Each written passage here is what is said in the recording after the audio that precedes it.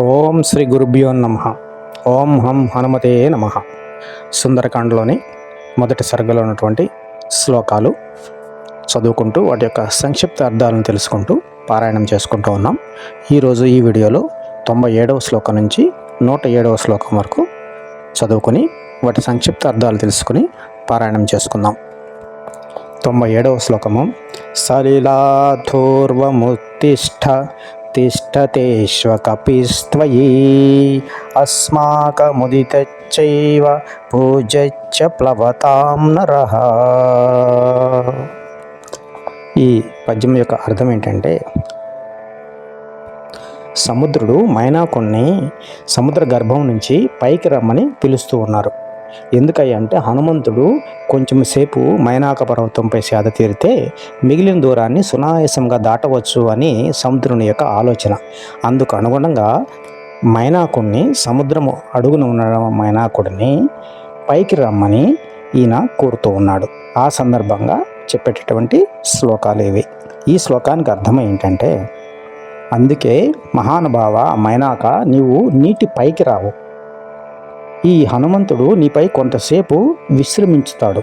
ఈ హనుమంతుడు నేడు మనకు అతిథి, అంతేకాకుండా అత్యంత పూజ్యనీయుడైన వాడు సుమా అని మైనాకునికి సముద్రుడు చెప్తూ ఉన్నాడు.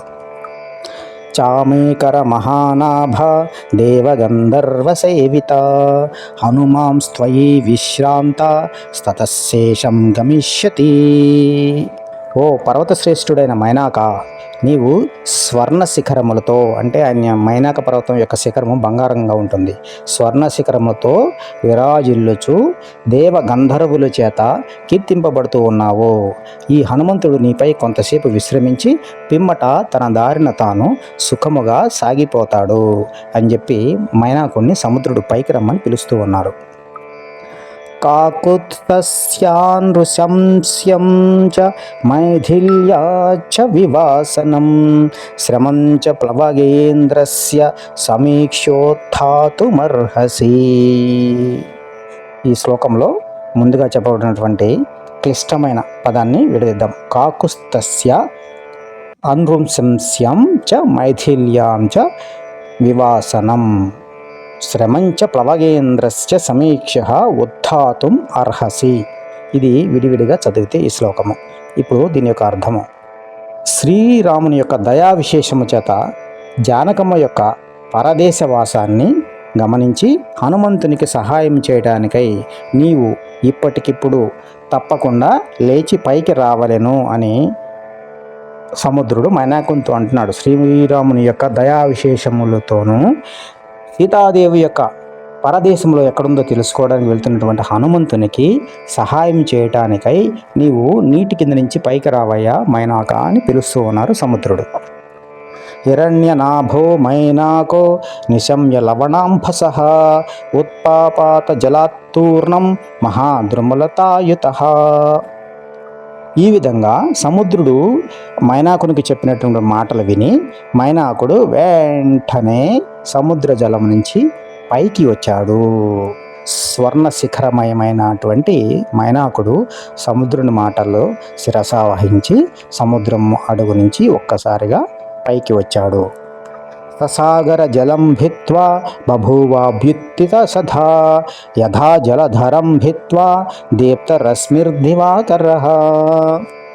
అంటే వెంటనే మైనాకుడు మేఘమండలాన్ని ఛేదించుకుని వెలుపనికి వచ్చేటటువంటి సూర్యుని వలె సముద్ర జలాన్ని ఛేదించుకుని ఒక్కసారిగా బయటికి వచ్చాడు.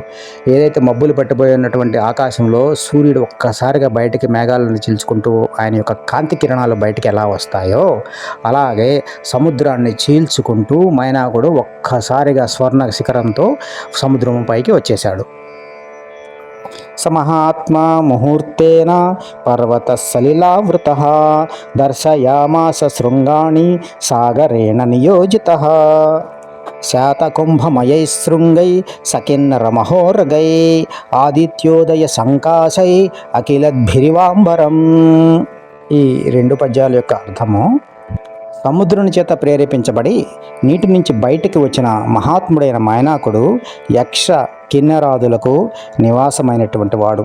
ఆకాశములో అంటిపెట్టుకుని ఉండేటట్లుగా ఉదయకాలపు సూర్యుని వలె ప్రకాశిస్తూ ఉన్నాడు.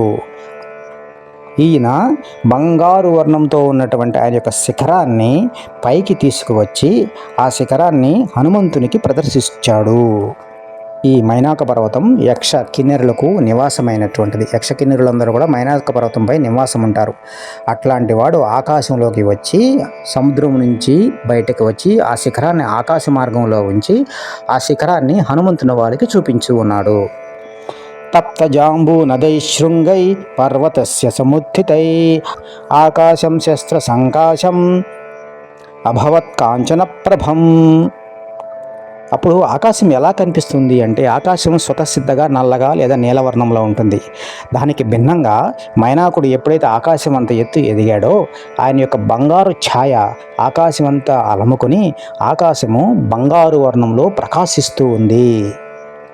జాతరూపమయై శృంగై భ్రాజమానై స్వయం ప్రభై ఆదిత్యశత సంకాశ స్తః అభవత్ గిరిసత్తమా. అత్యంత కాంతి కలిగిన బంగారు శిఖరాలతో కలిగినటువంటి మైనాక పర్వతము ఒక్కసారిగా ఉదయించిన 100 సూర్యులతో సమానంగా అపరిమితమైన తేజస్సుతో జగజ్జగాయమానంగా ప్రకాశిస్తూ ఉంది ఆకాశంలో. తముత్థితమసంగేన హనుమానగ్రతః స్థితం మధ్యే లవణతోయస్య విఘ్నో అయమితి నిశ్చతః.